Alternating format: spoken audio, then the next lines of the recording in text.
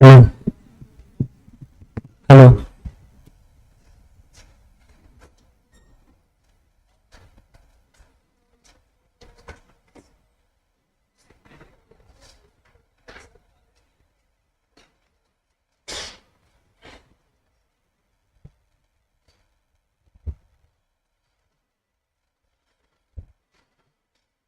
Om Sthapakaya च धर्मस्य सर्वधर्मस्वरूपिणे अवतार वरिष्ठाय रामकृष्णाय ते नमः. I welcome you all to this celebration of learning where you bask in the glory of the teachers. Today is a very special day.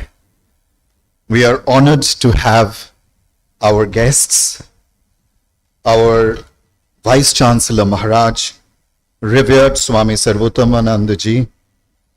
We have our Registrar, revered Swami Kirti Pradhananda Ji. We have our Dean Sir. We have Head of the Department of Philosophy and Sanskrit, revered Swami Japasiddhananda Ji. Revered teachers and my dear learned students. It's a gathering of august mind to celebrate minds which have ignited more and more minds.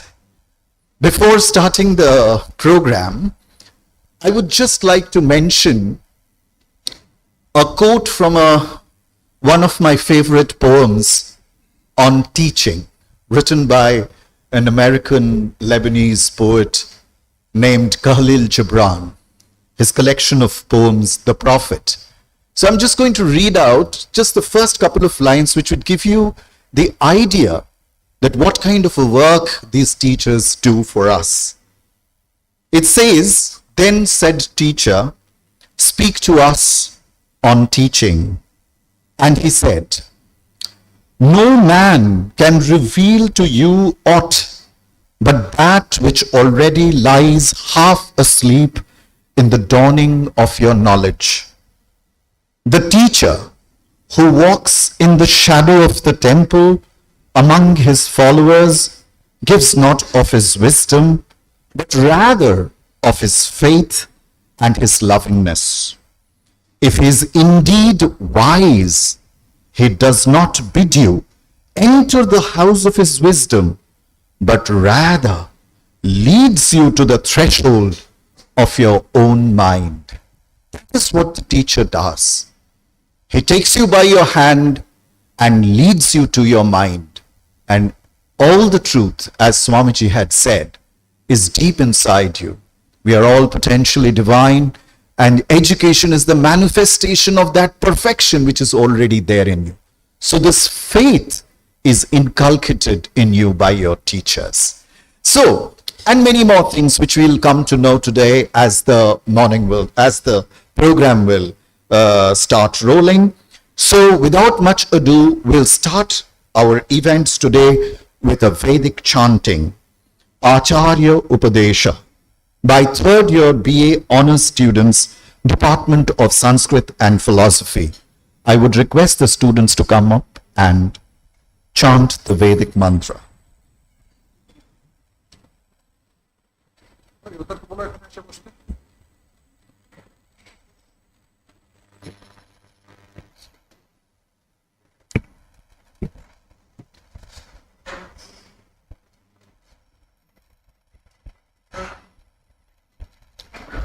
Shri Gurubhyo Namaha Harihi Om Sahana Bhavatu Sahanau Bhunaktu Sahaviryam Karavavahai Tejasvinavadhitamastu ma vidvishavahai. Om Shanti Shanti Shanti. Om Shanno Mitra Samvarunaha Shanno Bhavatvaryama Shanna Indro Brihaspatihi Shanno Vishnu Rukramaha Namo Brahmane Namaste Vayo त्वमेव प्रत्यक्षं ब्रह्मासि त्वामेव प्रत्यक्षं ब्रह्म वदिष्यामि ऋतं वदिष्यामि सत्यं वदिष्यामि तन्मामवतु तद्वक्तारमवतु अवतु माम् अवतु वक्तारम् ॐ शान्ति शान्ति शान्तिः ॐ वेदमनुचाचार्योऽन्ते वासिनमनुशास्ति सत्यं वद धर्मं चर स्वाध्यायान्मा प्रमदः आचार्याय प्रियं धर्माहृत्य प्रजातन्तुं मा व्यवच्छेत्सीः सत्यान्न प्रमदितव्यम् धर्मान्न प्रमदितव्यम् कुशलान्न प्रमदितव्यम् भूत्यैन प्रमदितव्यम् स्वाध्याय प्रवचनाभ्यान्न प्रमदितव्यम् देवपितृकार्याभ्यान्न प्रमदितव्यम् मातृदेवो भव पितृदेवो भव आचार्यदेवो भव अतिथिदेवो भव यान्यनवद्यानि कर्माणि तानि सेवितव्यानि नो इतराणि यान्यस्माकं सुचरितानि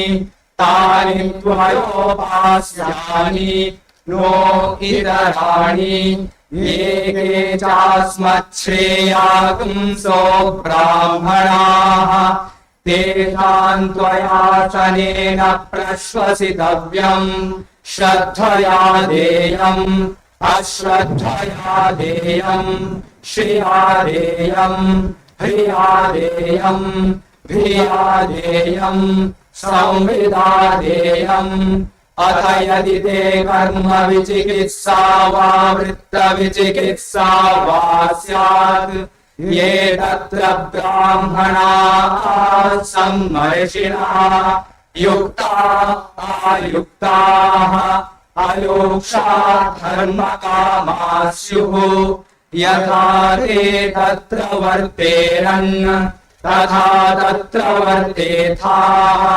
अथाभ्यातेषु ये तत्र ब्राह्मणाः सम्मर्षिणः युक्ता आयुक्ताः अयोक्षा धर्मकामाः स्युः यथा ते तेषु वर्तेरन् तथा तेषु वर्तेथाः एष आदेशः एष उपदेशः एषा वेदोपनिषत् एतदनुशासनम् एवमुपासितव्यम् एवं चैतदुपास्यम् ॐ शान्ति शान्ति शान्तिः हरिः ॐ तत्सत् श्रीरामकृष्णार्पणमस्तु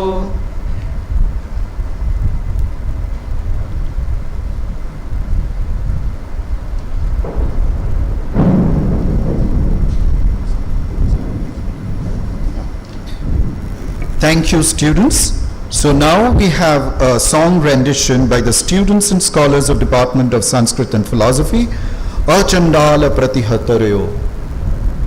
So we would request the scholars and the students to come.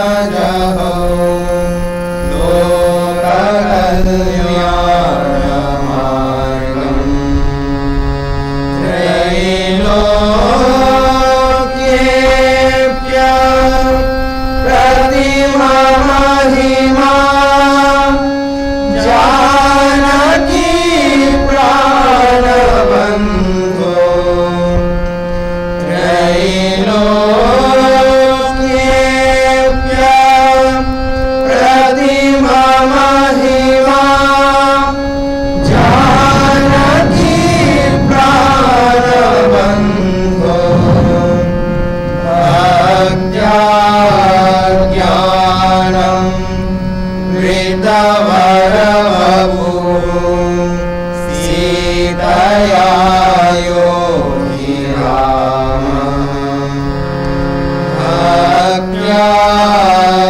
अज्ञानं कृतवरवपुः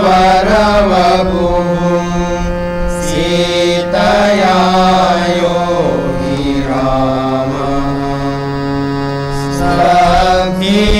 सभीकृत्य प्रलयकलितं वाहवोत्थं महान्तं हित्वा रात्रिं प्रकृतिसहजाम्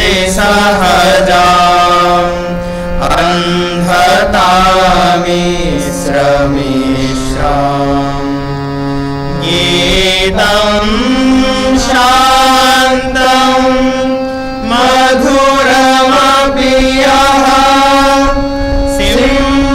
सिंहनादं जगर्ज गीतं शान्तं मधुरमपि यः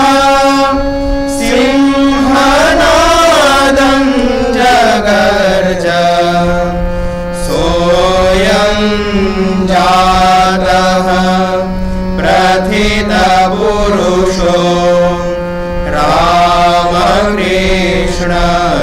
रामकृष्णस्त्विदानीं सोऽयं जातः प्रथितपुरुषो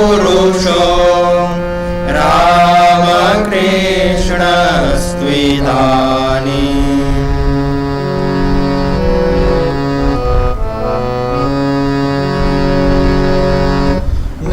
नरदेव देव जय जय नरदेव नरदेव देव जय जय नरदेव नरदेव देव जय जय नरदेव नरदेव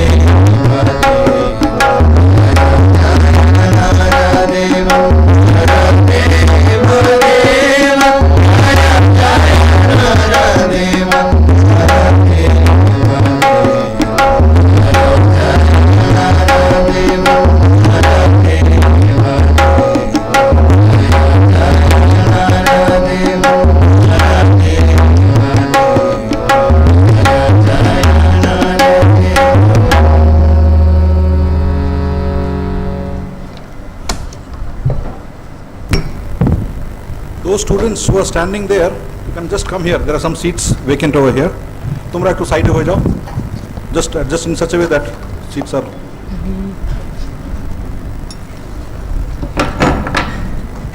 যারা দাঁড়িয়েছো এদিকে চলে এসো. দাঁড়ালে কোনো প্রাইজ পাবে না.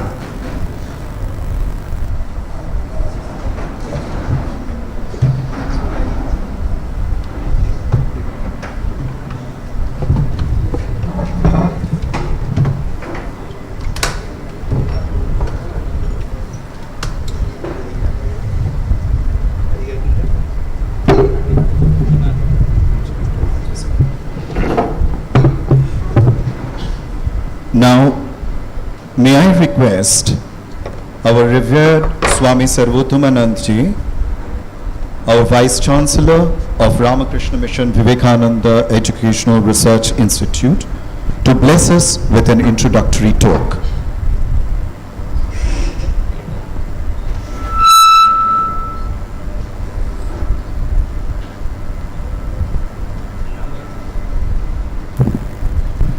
नमः श्री यतिराजाय विवेकानंद सच्चित सुख स्वरूपाय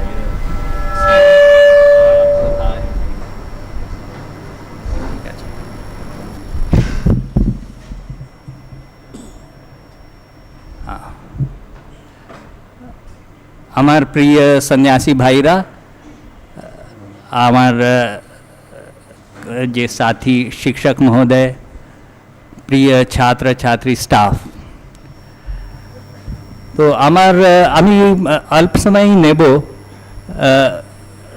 আমি যে আছে ছাত্র আর আমাদের শিক্ষকদের সম্বোধন করতে হবে, কিন্তু মেনলি আমি আমাদের শিক্ষকদের সম্বোধন করব, কারণ দুটোই ব্যাপার আছে না, কি এই শিক্ষক আর আমাদের ছাত্রের মধ্যে সম্বন্ধ আছে। তো ছাত্রকে আদর দিতে হবে শিক্ষককে, আর শিক্ষককে আদরকে পাত্র হতে হবে, তো দুটোই আছে।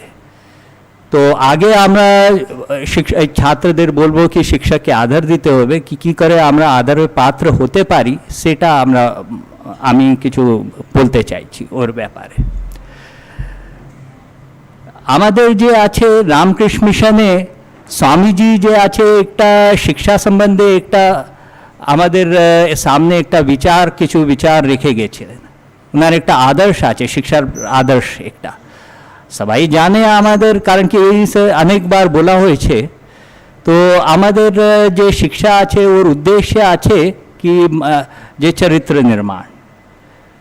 তো এই চরিত্র নির্মাণ যে আছে, তো এর জন্য আমাদের কি করে শেখানো যায় এই প্রশ্ন উঠে। কারণ কি কেউ বলে, ঠিকই বলে কি এটা যে আছে বই দিয়ে শেখানো যায় না, কিন্তু শেখানোর একটা ব্যবস্থা আছে, একটা মেথড আছে, আর সেই মেথড আছে কি আমাদের লাইফ থেকে দেখাতে হয়। অনেক সময় কাজ নাও করতে পারে অবশ্য, কারণ কি কেউ বলে কি ওর এইটা উদাহরণ দেয় কি একই মা বাবার ছেলে যে আছে, এক ছেলে এক রকম হয়ে যায়, অন্য ছেলে এই রকম হয়ে যায়। তো আপনাদের সেই কারণ চরিত্র যে আছে ওর যে বীজ আছে ওটা মানুষের ভিতরে থাকে।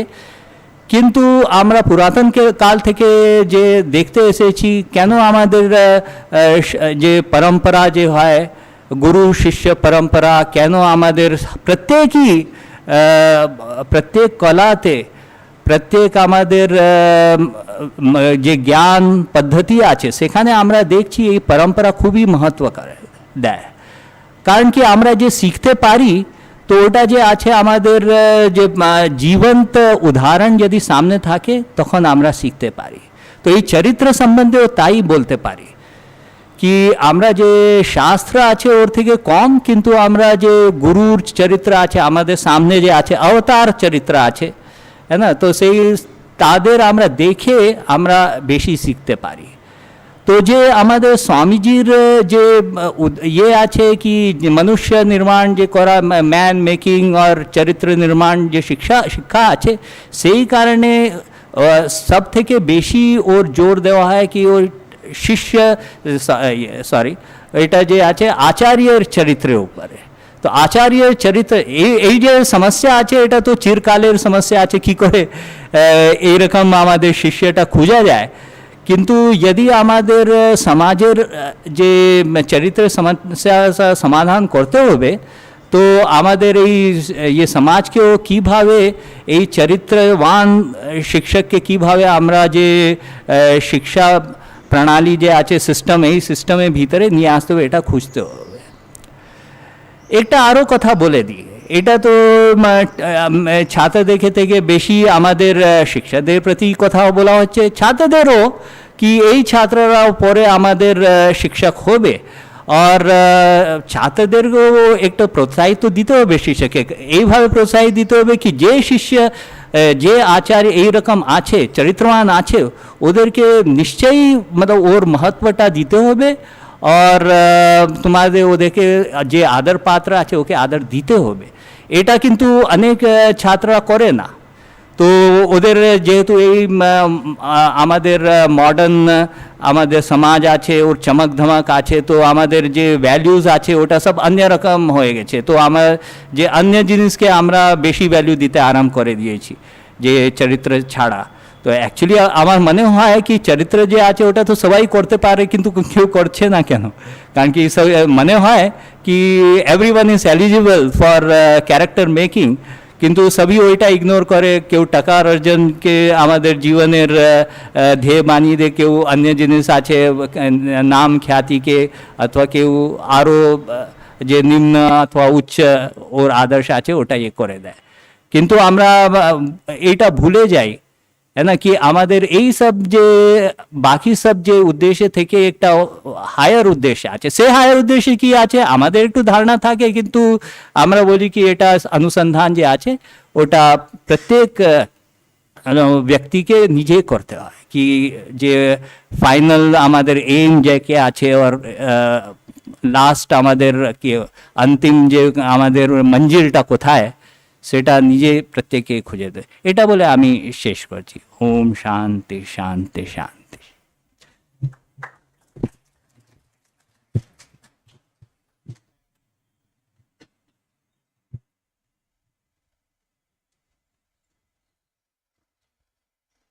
Thank you. Hello, hello, hello.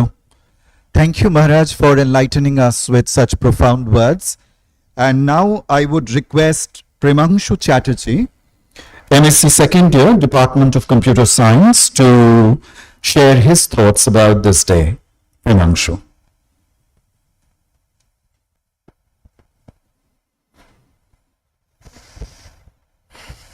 My heartiest regards. My heartiest regards to each and every soul present in this room. In the year 2000, the day when people with clasped hands and bent down heads were making confessions of their yearnings to Ma Kali, followed by a spectacular display of fireworks, I was laying in my mother's arms, not even a day old. Almost 22 years have passed by since then, and here I stand on this podium today. 22 years, that is to say, 22 Teachers' Day celebrations since I opened my eyes. But out of all these 22 days, only 2 of them have left an imprint on my memory. The first of them is when I was in 12th standard and got to play the role of one of the teachers of my choice in school. Trust me, it was a big deal for me, as that day, not only do you not wear your regular school uniform to school, but you get to take classes of your juniors. I still remember the mortifying example I gave trying to teach the if-else statement to my juniors. The next big day is today. As you can already guess, not only do I not possess the art of public speaking, but I'm quite void of the skill of speaking itself, blabbering inappropriate things at inappropriate times, at inappropriate places. Yet I slithered out of my skin to the uncharted zone of presenting a speech before the audience when my HOD Maharaj first proposed the idea to me. I did so because I have something to say. Sitting under a tree at the parking lot, watching the quivering waves in the pond reflecting the orange sunbeams of the setting sun, the statue of meditating Swamiji greeting people entering through the front gate. Many a times I have been looked and questioned upon as if I were a madman or an oversensitive poet. But at such moments, when my eyes drink in what Mother Nature has to offer, my mind ponders upon how banal we are, unaware of the bigger picture. All it ever matters to us is that we have 5 more exercises to complete, 2 more chapters to go, why gravitational force is inversely proportional to r squared, or when should I buy the tickets to the next Marvel movie. As soon as we are done with them, we find a new set of frivolities to fiddle with. One of the reasons why I fell in love with this place was because the teachers here encourage us to see the bigger picture, something I never had before the many years I have been studying. Many an afternoon I have spent scrutinizing the moral values, codes, and justifications behind human behavior, or have spent rainy afternoons leisurely talking about stuff far related to anything closely reminiscent of computer science in my professor's offices. Here I attained enlightenment about the fact that why we are mulling over stuff that we currently are. Not many people realize this, appreciate this simple realization. It's just another means for a better livelihood, a beautiful husband or wife, or a splendid retirement plan. Before coming to study in this institution, one day one of our teachers asked everyone, "Why should people study?" I sat upright at my seat, expecting to receive some grand wisdom to be cherished all through my life. The blatant answer that I received was, "You study to get good marks, and good marks means a good job." The teacher lost my respect that very instant, and not surprisingly, as our interactions with him were nearing an end, he had absolutely zero admirers among my other fellow peers then. Let's be serious, take in a deep breath, and take note of the picture that comes to your head when I say the word teacher. For some of the doomed individuals, the picture must have been that of an old miserly man, cantankerous, scowling, with contorted lips and a long stick or wooden ruler in one hand, ready to rap your palms any moment. And for the liberated ones, the picture was that of an old, humble, warm-hearted man or woman, with warmer manners, full of wisdom and bliss. The one with whom you feel more comfortable sharing your doubts with, rather than your own kin. One who has wet eyelashes when you cry your eyes out before him or her. The proportion of such liberated ones among us is far less than the ones who are doomed. And can you really blame them for what their mind teases them with? Shallow totalitarian sadists, painted as teachers, have been in vogue for quite some time. Luckily for us, the tables are slowly turning now.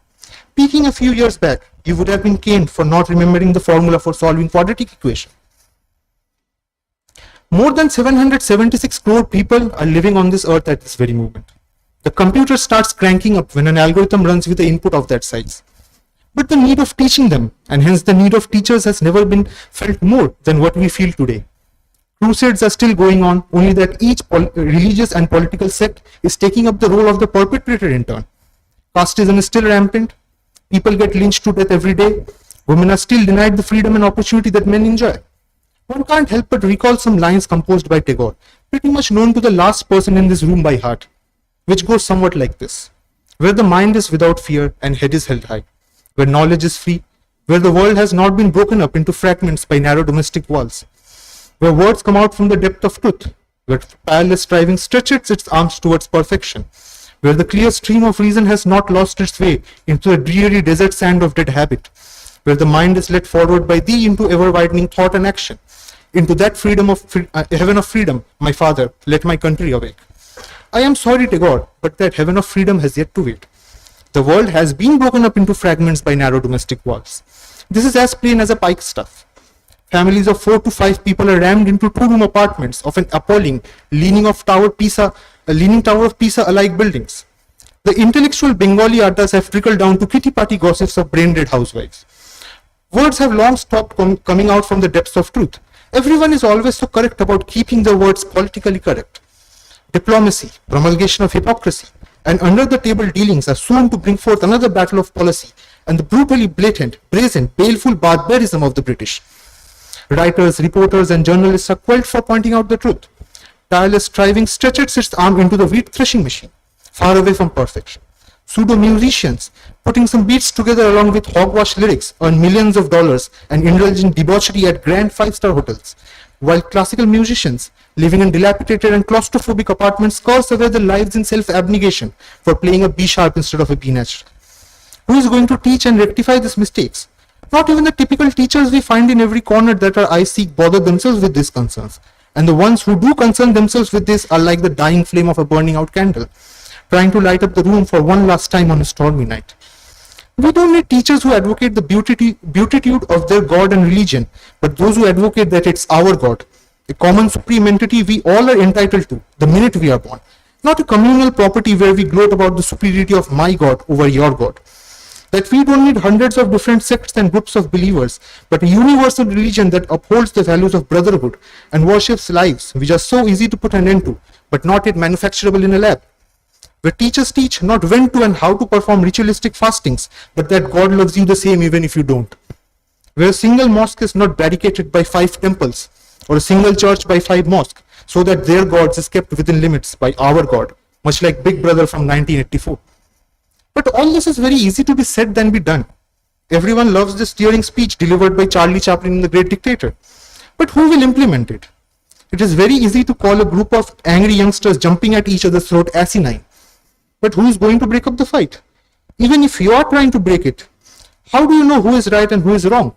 And is it even worth breaking up the fight? Would have mercy been justified when Louis XVI and his wives, Marie Antoinette, placed their heads under the guillotine blade? Or would it be rational to take pity for the Nazi generals in the Nuremberg trial? The boundaries between the good and the bad, the right and the wrong, is too blurry if not non-existent, as we normally teach kids, or how the story presents the Pandavas as being righteous and the Kauravas as being nefarious. Even the ever morally correct Dharmaputra Yudhishthir couldn't avoid a little Asvathama Hata iti Narova Kunjarov at the end. People try so hard, struggle so unacceptably, just to get any second fiddle government job, just so that they never have to be worried about losing their jobs, or truth be said, never have to work either. People have a fixed schedule. Study hard in school, get into a fine institution, study hard again, get a good job, find a partner, have a family, or as the brain-numbing Bengali soaps put it quite surreally, Shongshar Korbo, grow old, die.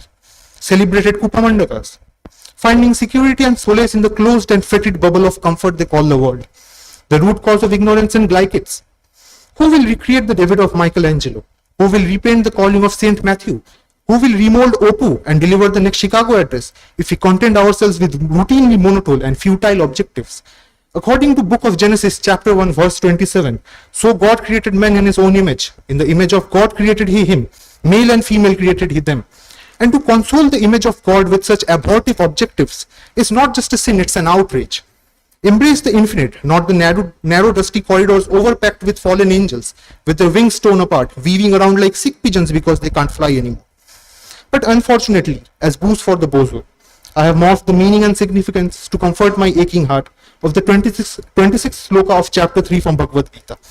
Na buddhi bhedam janayeda jnanam karma sanginam joshayet sarva karmani vidvan yuktah samacharan, which means the wise should not create discord in the intellects of ignorant people who are attached to fruitive actions by inducing them to stop work. Rather, by performing their duties in an enlightened manner, they should inspire the ignorant also to do their prescribed jobs, where the emphasis is on the phrase, the wise should not create discord in the intellect of ignorant people. Who will teach all this today? Our teachers are too old and too tired to edify anyone anymore. The burden falls upon our shoulder today. But instead of carrying that burden, it lays dusty and untouched in a musty corner, much like the school bag of a student during the summer vacations. We want power, but hate responsibilities with passion. We want comfort, but at the cost of other people's life. We live a sedated life, watching videos on YouTube about the benefits of applying aloe vera to get a fairer skin, or how to use steroids to get a bigger biceps. Watching the crookedness of the wife and her in-laws in epic Bengali soaps, or the mighty hero hurling the villain 10 feet in the air only to crash land on a vendor's cart. What happened to the discussions of Socrates in the gymnasium, the leisurely and at times quite heated intellectual debates in the coffee house, or the promise of nation building sitting on the steps of main building of Presidency University? Well, quite possibly have been incinerated when Bhaktiar Khilji set the Nalanda library alight, an active beacon of destruction for 3 long months and a witness to ghastly savagery. Bolo Beer, bolo kothay tomar unnoto shir. Thank you, and God save us all.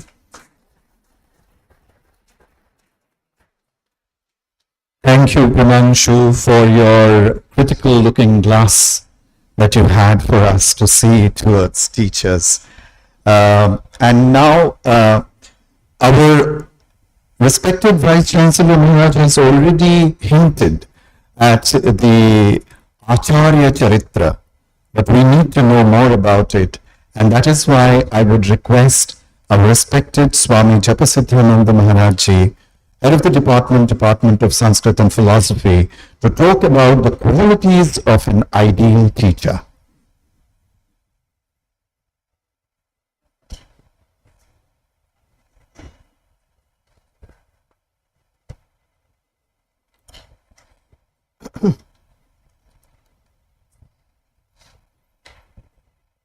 श्रीगुरुभ्यो नमः हरिः ओम् ॐ नमो भगवते रामकृष्णाय.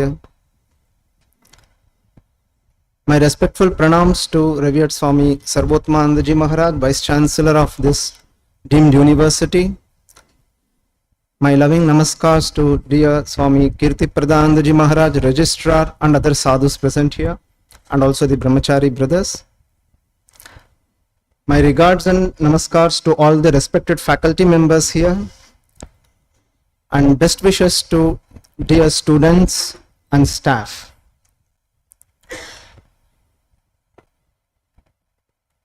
Qualities of an ideal teacher is the topic given to me. Nowadays, education has become an important topic of study and research. New paradigms of thought are coming up in educational philosophy and are bringing in innovations on different fronts of education.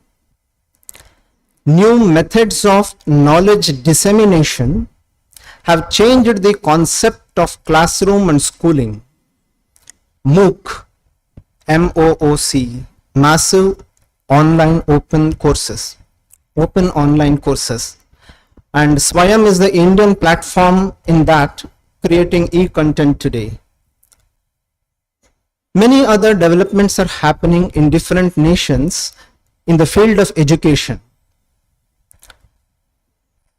Amidst all this development, the educational philosophy of the enlightened sages of the Vedic age stands out brilliantly. The integral vision of educational philosophy found in the Upanishads sets India apart in a class by itself. We can, for this short talk, take 5 points for discussion. The Mundaka Upanishad says, Tad vijnanartham sa gurumevabhigachet samit panishrotriyam brahmanishtham. Here we find 2 points. One is shrotriyam and another is brahmanishtham. That is, a teacher is expected to be a shrotriya as also a brahmanishtha. And then in the Brihadaranyaka Upanishad we find 2 more. It repeats the word shrotriya and it says, Yascha shrotriyo vrijino akama hataha. 3 things. One is shrotriya, another is avrijina, and third is akama hata. That is, we get 4 points now. One is shrotriya, which means he is well versed in the Vedas. Chandaha Veda adhiteva iti shrotriyaha. One who is studying the Vedas or has mastered the Vedas is a shrotriya. Then brahmanishtha. Who is a brahmanishtha? Acharya Bhagavan Shankara Bhagavatpada says, Hitva sarvani karmani kevale advaite brahmani nishtha yasya. Put in simple English, he who is established well by giving up all other actions which are distractions and stays in the consciousness of the Brahman is brahmanishtha. Then avrijinaha. Vrijina means sin, papam. And we find in the Gita also, the 4th chapter, Sarvam jnana plavenaiva vrijinam santarishyasi, it is said. So vrijina means papa, avrijina means papa rahita. He who is free from all sins, he who is blemishless. Then we have akama hata. The interesting word here is hata. Hata means he is hit. Hit by what? Desires. So we may better translate it as smitten by passions. Akama hata. Kama hata means smitten by passions, and one who is not so is akama hata. And finally, these are the four things we get from the Upanishads, and one more important thing we find in the scriptures is Parama Karunika. The Guru, the Acharya, is expected to be Parama Karunika. The word Karunika has the force of bringing in the word and concept of nature. Karuna Shilamasya iti Karunikaha. So, Parama Karunika means he who is totally, or he is filled with ultimate compassion. Now, all these concepts are said regarding the spiritual teacher who is an enlightened sage. But how to apply this to our life today in the common parlance when we come to the context of teachers who are teaching different secular subjects, or different subjects, not secular. Each subject is holy for us. How to apply this? We can understand like this. Shrotriya means well versed in his subject of specialization. Brahmanishtha means he is devoted to the supreme reality in his life. Maybe he has his own chosen deity or some other religion, whatever. That concept of the supreme reality, he should be devoted to that at least, if not established. Then Avrijinaha. Of course, this is essential to everyone, not only teacher, student, every human being. This is essential. We should be free from all vices. Then Akamahataha.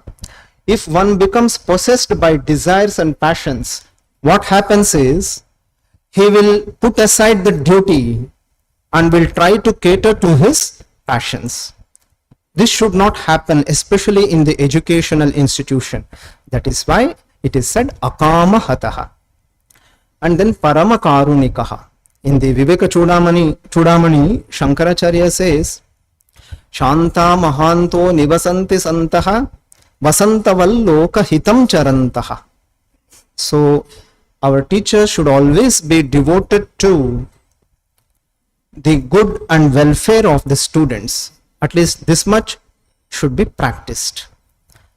Thus, we have an integral vision of educational philosophy in our scriptures. That is why there is a very famous shloka. Achinoti shastrartham achare sthapayatyapi swayam acharate yasmat tasmad acharya uchyate. Achinoti shastrartham. He is intent upon acquisition of knowledge. Continuously he keeps updating himself. Acharya sthapayatyapi. He trains his pupils, students, to practice what they study.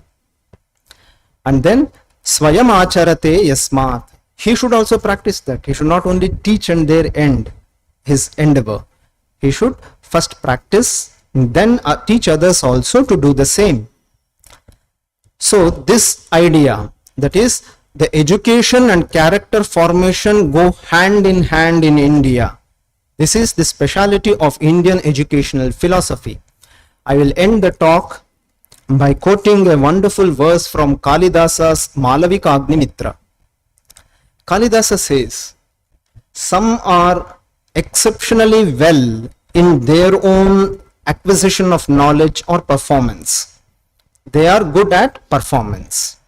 But there are some others who can exceedingly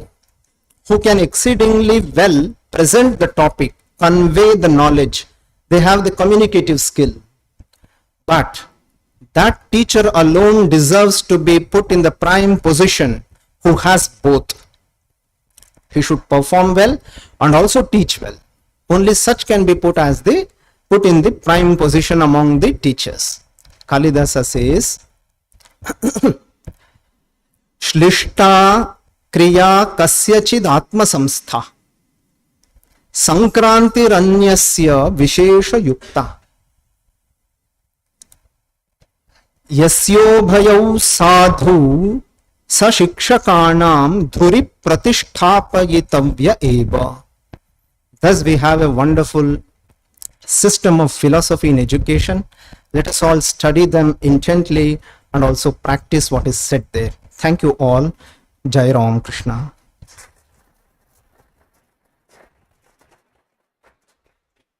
There's a Japanese proverb which says that 1,000 days of diligent studies is not equal to 1 day's stay with a great teacher. And it was a wonderful time listening to Maharaj, how he dug out things from the Shastras, the wisdom that he had shared with us. Thank you, Maharaj. And now I would request another young mind, Shonakshi Shaha from the Department of Physics, MSc second year, to share her noble thoughts about the day.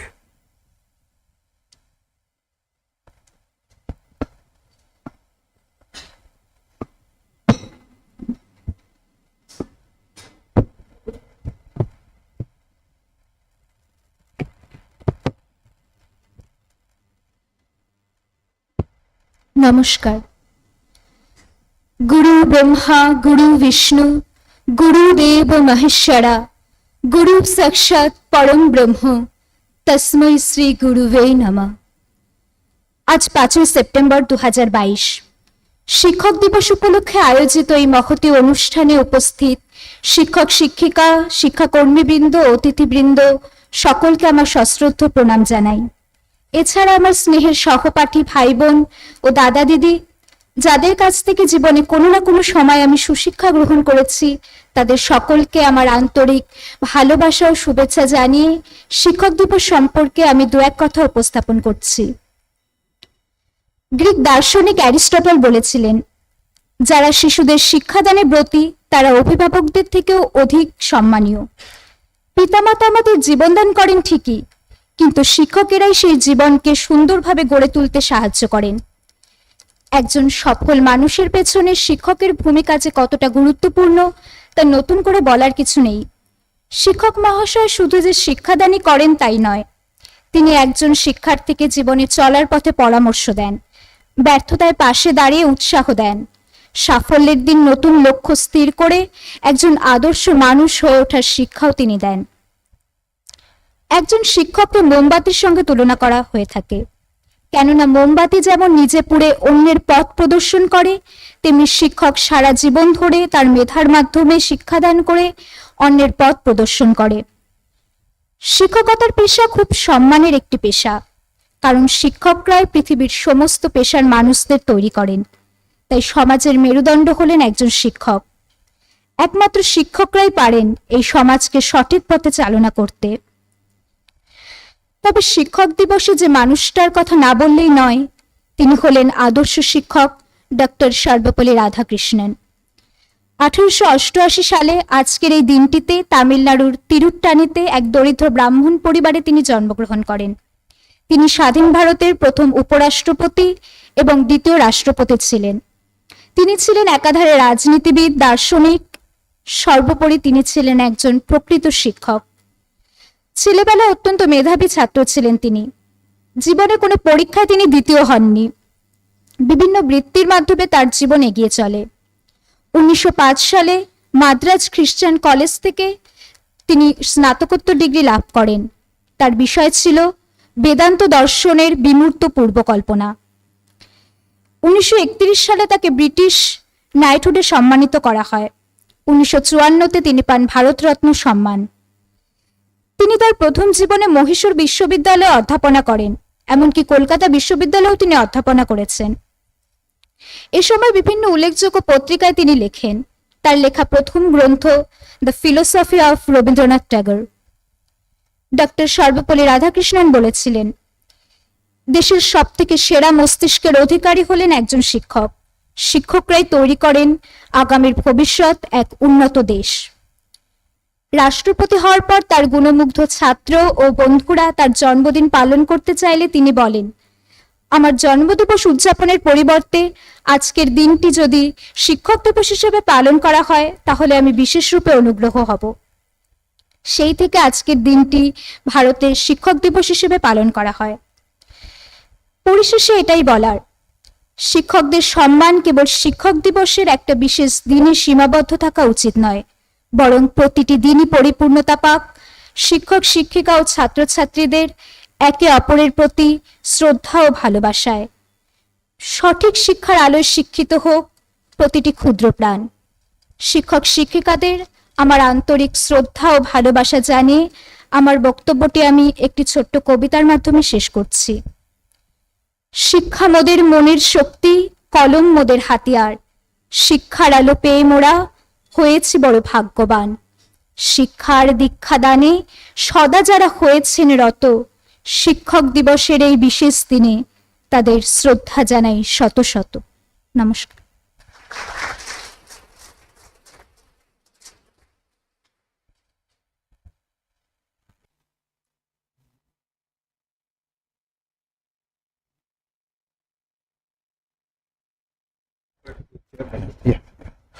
এই সুন্দর বক্তব্য রাখার জন্য সোনাক্ষীকে অশেষ ধন্যবাদ।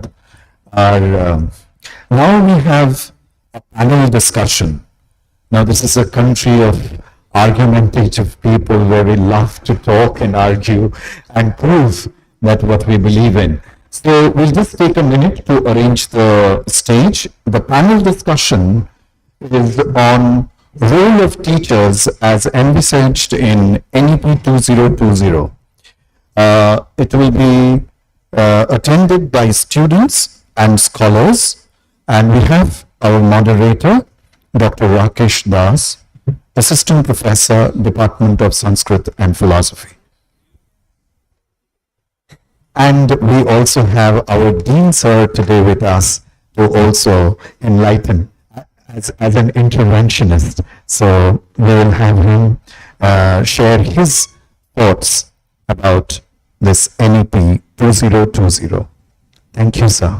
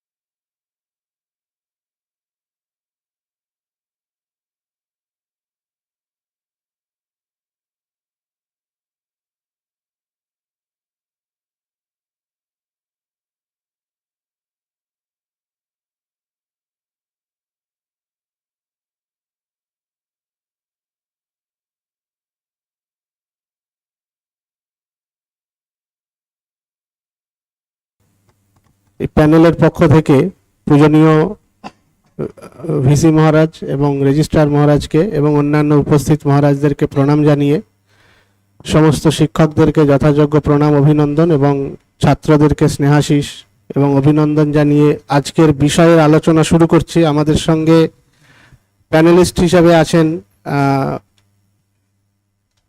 অরূপম সান্যাল,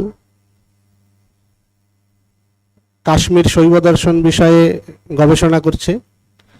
আছে Pankaj Raul, উত্তম ঘোষ, শুভঙ্কর দাস এবং বাসুদেব গড়াই সংস্কৃত ব্যাকরণ বিষয়ে গবেষণা করছে, এবং রাজু ঘোষ সংস্কৃত ও দর্শন বিভাগে ইন্টিগ্রেটেড MA পাঠ্যক্রমের 5ম বর্ষের ছাত্র।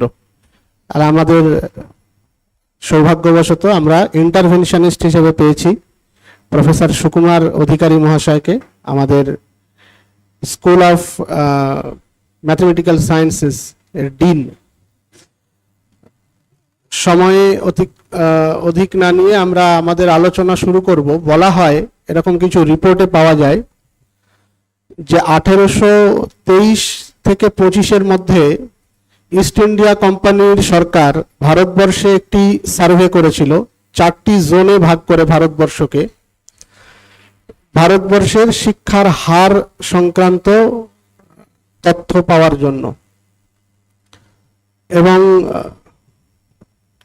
শোনা যায় যে সেই সময় দক্ষিণ ভারতে ম্যাড্রাস প্রভিন্সকে কেন্দ্র করে যে সার্ভে হয়েছিল সেখানে 100% লিটারেসি রেট ছিল।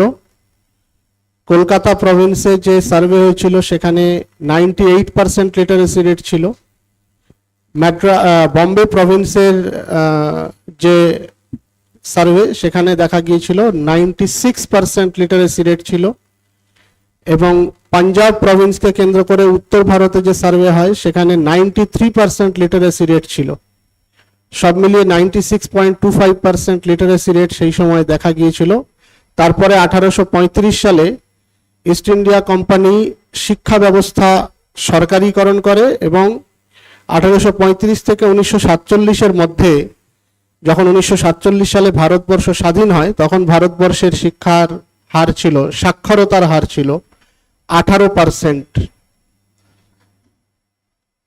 47 থেকে 75 বছর অতিক্রান্ত, এই সময়ের মধ্যে আমরা কতটা এগিয়েছি আমরা সেন্সাস দেখলে বুঝতে পারি। এই অবস্থা থেকে উত্তরণের জন্য একটি নতুন শিক্ষানীতি প্রণয়নের কথা ভাবা হয়েছে। আজকে সেই বিষয় নিয়ে আলোচনা। আমি রাজুর কাছে জানতে চাইবো, যেহেতু এখনো অবধি পড়াশোনার মধ্যে আছে, বাকিরা গবেষণায় চলে গেছে। হ্যাঁ রাজু, জাতীয় শিক্ষানীতির এমন একটা বৈশিষ্ট্য তুমি পড়েছো নিশ্চয়ই বিষয়টা নিয়ে, যেটা তোমার কাছে মনে হয়েছে খুব অ্যাট্রাকটিভ বা আকর্ষণীয়।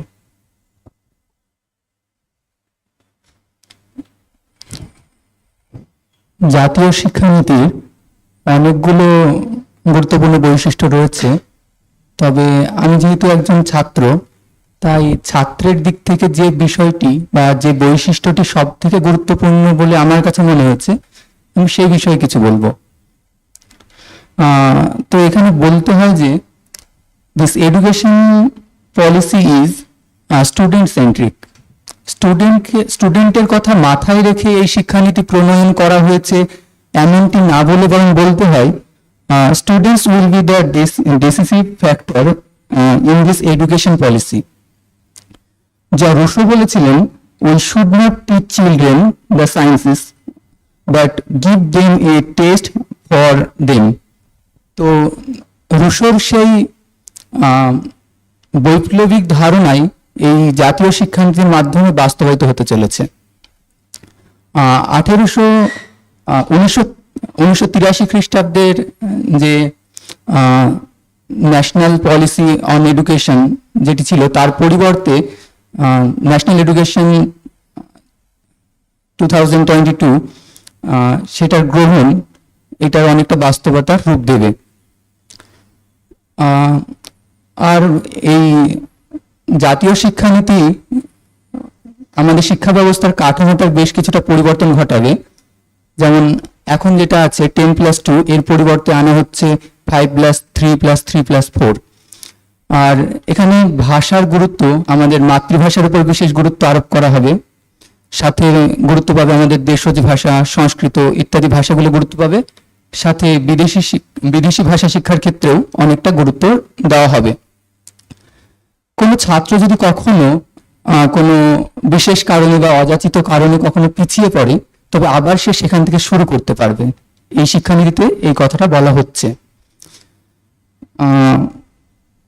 এমনকি গবেষণার ক্ষেত্রেও বিশেষ দৃষ্টি রাখা হবে এখানে। শিক্ষা গ্রহণের পথে দারিদ্র্যটা একটা প্রধান অন্তরায়। তো সেই দারিদ্র্যরূপী অন্তরায়কে দূরীকরণের জন্য ন্যাশনাল স্কলারশিপ পোর্টালের কথা বলেছে এই শিক্ষানীতি। ফলে আমরা বুঝতে পারছি শিক্ষার অগ্রগতি ঘটবে। আবার বলতে হয় এই শিক্ষানীতির প্রতিটি পদক্ষেপই অনেক গুরুত্বপূর্ণ। তথাপি ছাত্রের পছন্দ, ভালোবাসার পথ ধরে এগিয়ে দেওয়ার পরিকল্পনা সবচেয়ে বেশি দূরদর্শী। অনেক সময় কি হয়, বিশেষ করে গ্রামের ছেলেরা বা ফার্স্ট লার্নাররা অনেক সময় অপরিপক্কতার কারণে একটা ভুল বিষয়কে তারা বেছে নেয় এবং সেই পথে পড়াশোনা চালিয়ে যায়। ফলে তাদের প্রতিভার সম্পূর্ণ বিকাশ ঘটে না। কিন্তু নতুন শিক্ষানীতি গ্রহণের ফলে তাদের প্রতিভার সম্পূর্ণ বিকাশ ঘটবে বলে আশা করা যায়। রাজুকে আমি এখানে একটু থামাচ্ছি। এইখান থেকে আমরা আমাদের যে মুখ্য আলোচনার বিষয় জাতীয় শিক্ষানীতিতে শিক্ষকের ভূমিকা, কিন্তু রাজু আমাদের সামনে যে বিষয়টা তুলে ধরলো যে this model is going to be a student centric model. এই জায়গা থেকে বাসুদেবকে আমি জিজ্ঞাসা করছি, বাসুদেব, এই শিক্ষানীতিতে যদি ছাত্র কেন্দ্রিত শিক্ষানীতি হয়, সেখানে শিক্ষকের ভূমিকাটা কোথায় থাকলো? বিশেষ করে যখন মহারাজ একটু আগে বললেন যে আজকে আমরা মুকের কথা ভাবছি, সারা বিশ্ব জুড়ে বলা হচ্ছে একটা অনলাইন ওপেন কোর্সেসের কথা, শিক্ষকের ভূমিকাটা এই শিক্ষানীতিতে কোন জায়গায় আছে? এই নতুন শিক্ষানীতি অনুযায়ী যদি শিক্ষকের ভূমিকা সম্বন্ধে জানতে চাওয়া যায়, তাহলে আমরা দেখতে পাবো যে বর্তমান যে শিক্ষানীতি, সেই শিক্ষানীতির তুলনায় নতুন যে শিক্ষানীতি আসতে চলেছে সেখানে শিক্ষকের ভূমিকা অনেকটাই পাল্টাবে। আমরা ভাইয়ের কাছ থেকে শুনলাম যে এই নতুন শিক্ষানীতিটি সম্পূর্ণ ছাত্রকেন্দ্রিক, আর ছাত্রকেন্দ্রিক হওয়া মানেই সেখানে শিক্ষাদানের যে পদ্ধতি, সেই পদ্ধতিতেও আসতে চলেছে বিভিন্ন পরিবর্তন। যেমন বর্তমান শিক্ষানীতিতে শিক্ষাদানের পদ্ধতি হিসাবে মূলত লেকচার মেথডকে বেশি গুরুত্ব দেওয়া হয়, আর লেকচার মেথড যখন আমরা ব্যবহার করি শিক্ষাদানের ক্ষেত্রে, তখন শিক্ষক আর শিক্ষা উভয়ই কিন্তু ক্লাসরুমের মধ্যেই সীমিত থাকে। তাই এই নতুন শিক্ষানীতিতে কিন্তু আমরা শিক্ষা আর শিক্ষকের ব্যাপক রূপ দেখতে পাবো। যেমন তাই এই নতুন শিক্ষানীতিতে শিক্ষককে শুধুমাত্র আমরা শিক্ষক হিসাবে নয়, কিন্তু গাইড, মেন্টর, কোচ অথবা ফ্যাসিলিটেটর ইত্যাদি রূপে শিক্ষককে আমরা দেখতে পাবো। ইত্যাদি রূপেই কিন্তু শিক্ষক শিক্ষার গতিকে এগিয়ে নিয়ে যাবে, শুধুমাত্র শিক্ষক হিসাবেই নয়। যেমন একজন কোচ অনুশীলনের সময়সীমা ছাড়িয়েও শিষ্যের সার্বিক উন্নয়নের জন্য চেষ্টা করে, ঠিক তেমনই এই শিক্ষানীতিতে শিক্ষাদানের পদ্ধতির পরিবর্তনের সঙ্গে সঙ্গে শিষ্যের বা ছাত্রের সার্বিক উন্নয়নের জন্য চেষ্টা করবে। যেমন এখন এই নতুন শিক্ষানীতির সময়, যেমন আমরা জানি যে অফিসিয়াল টাইম 10 থেকে 4টা, সেই 10 থেকে 4টার মধ্যেই কিন্তু শিক্ষাদানের পদ্ধতি শিক্ষাদান শেষ হয়ে যাবে না। এরপরেও কিন্তু শিক্ষককে ছাত্রদের ভবিষ্যৎ উন্নয়নের কারিগর হতে হবে। তাই নতুন শিক্ষানীতিতে যেমন ছাত্রের দায়িত্বও বাড়বে, ঠিক তেমনি শিক্ষকের ভূমিকাও হবে অনেকটাই গভীর ও বিস্তৃত। উত্তম। আমরা বাসুদেবের কাছ থেকে একটা অন্য দৃষ্টিকোণ পেলাম। আমরা শিক্ষককে যেভাবে দেখতে অভ্যস্ত, বাসুদেব আমাদেরকে বলছে শিক্ষকের ভূমিকাটা হবে কোচ বা মেন্টার বা ফ্যাসিলিটেটর এই হিসেবে। কোচ বা মেন্টার এই শব্দগুলোর সঙ্গে আমরা পরিচিত, কিন্তু সেটা মূলত খেলার পাতার সঙ্গে, মানে খবরের কাগজে খেলার পাতাতেই আমরা বেশি পাই। একজন শিক্ষক একটা শিক্ষা প্রতিষ্ঠানে কোচ হিসেবে বা মেন্টার হিসেবে কি ভূমিকা পালন করতে পারেন? অবশ্যই এই নতুন শিক্ষানীতি অনুসারে একজন শিক্ষক, তিনি শিক্ষকের পাশাপাশি কোচ বা মেন্টর অবশ্যই হতে পারেন। কোচ বা মেন্টর আমরা কাদেরকে বলি? বিশেষত যারা আমরা কোচ শব্দটির ব্যবহার খেলাধুলায় বহুলভাবে দেখতে পাই, যেখানে একজন কোচ খেলোয়াড়ের খেলা নতুন নতুন কৌশল শেখানোর পাশাপাশি তার দক্ষতার পরিমার্জন এবং পরিবর্ধনের দিকেও খেয়াল রাখেন। একজন কোচ তার খেলোয়াড়ের জয় এবং পরাজয়ের সাথে ওতপ্রোতভাবে জড়িত থাকেন। খেলোয়াড়ের জয় মানে কোচেরই জয়, খেলোয়াড়ের পরাজয় মানে কোথাও যেন একটা কোচেরই ব্যর্থতা। এমনই মেন্টর শুধুমাত্র উপদেশ দিয়েই ক্ষান্ত থাকেন না, তিনি ছাত্রের অর্জিত জ্ঞানকে বারবার অভ্যাসের মাধ্যমে দক্ষতায় পরিণত করেন। সেই রকমই আমাদের এই নতুন শিক্ষানীতিতে শিক্ষক মহাশয় শিক্ষাদানের সাথে সাথে ছাত্রের যে সার্বিক বিকাশ, সেক্ষেত্রেও তিনি দায়বদ্ধ থাকবেন। শিক্ষক তার গুরু গম্ভীর ভাবকে পরিত্যাগ করে ছাত্রের স্তরে নেমে এসে একজন কোচের ন্যায় তার বিকাশে যে অন্তরায়, যে বাধা, সেগুলো অনুধাবন করে সেগুলো সমাধান করবেন। আর ছাত্র যতদিন না পর্যন্ত তার সাফল্যে পৌঁছাচ্ছে ততদিন তিনি তার সহায়তা করবেন। শুধুমাত্র উপদেশ নয়, তিনি শিক্ষকের সাথে সাথে ব্যক্তিগতভাবে এই উপদেশকে ফলপ্রসূ করার জন্য তিনি আগ্রহী হবেন। এ বিষয়ে আমরা একটা উদাহরণ দেখতে পারি। মনে করুন আপনি সংস্কৃত ভাষা শিখতে চান, তো একজন শিক্ষক মহাশয় আপনাকে সংস্কৃত ভাষার বিভিন্ন নিয়মাবলী শেখাতে পারেন বা কোনো ভালো গ্রন্থ আপনাকে পড়ার জন্য নির্দেশ করতে পারেন। কিন্তু সেই শিক্ষক মহাশয় যখন এই নিয়মের প্রায়োগিক দিকগুলি আপনাকে শেখাবেন এবং তার সাথে সাথে ছোট ছোট বাক্য দিয়ে বাক্যের ভুলগুলো দূর করাবেন এবং এর সাথে সাথে সংস্কৃতে আপনার সাথে কথোপকথনের মাধ্যমে কথোপকথনের যে ভীতি সেটি দূর করাবেন। এইভাবে আস্তে আস্তে আপনাকে একটা অনর্গল শুদ্ধ সংস্কৃত বলার মতো একটা স্থিতিতে আপনাকে উন্নত করবেন। তখনই সেই শিক্ষক মহাশয়কে শিক্ষকের সাথে সাথে আমরা কোচ বলতে পারবো। তো এইরকম আমাদের এই আগামী ছাত্র সমাজকে যথার্থ বিকাশের মাধ্যমে ভবিষ্যতের কাণ্ডারি রূপে রূপান্তরিত করতে আমাদের এই বর্তমান শিক্ষানীতি খুবই যুগোপযোগী এবং আমাদের অত্যন্ত প্রাসঙ্গিক। তার মানে আমরা আমার মনে হয় আমরা এরকম ভাবতে পারি যে একজন কোচ সে নিজে খেলা জানে, এবং একজন ক্রিকেটের কোচ যদি হয় সে একজন স্পিন বোলারকে পেস বোলারে রূপান্তরিত করার চেষ্টা করে না, স্পিন বোলারেরই তার যে দক্ষতা আছে সেটা বাড়ানোর চেষ্টা করে। সেরকম ভাবে একজন শিক্ষক ছাত্রের যে প্রতিভা আছে সেটাকে চিহ্নিত করে সেটারই যথাযথ পরিমার্জনের দিকে বেশি নজর দেবে।